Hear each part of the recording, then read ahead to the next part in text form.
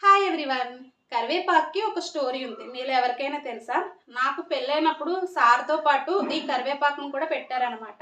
ఎందుకా అని నేను తర్వాత కనుక్కుంటే అప్పుడు చెప్పారు. ఏంటంటే వెంకటేశ్వర స్వామికి పెళ్ళైన తర్వాత అలివేలు మంగమ్మ మొత్తం సారంతా తెచ్చారంట కానీ కరివేపాకు మర్చిపోయారంట.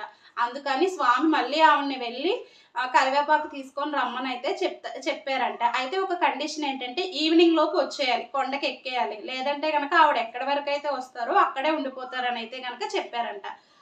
ఇలాగ ఆవిడ వెళ్ళే దారిలో ఎక్కడ చెట్లకు కూడా కరివేపాకు లేదంట. ఫైనల్‌గా ఎక్కడో ఒక దగ్గర దొరికితే అది తీసుకొని ఎళ్ళేటప్పటికి కొండ అయితే ఎక్కలేకపోయారు. ఈవినింగ్ అయిపోయిందంట. అందుకని స్వామివారి పైన, కిందేమో అమ్మవారు ఉంటారని చెప్పి ఒక నానుడి ఉందంట.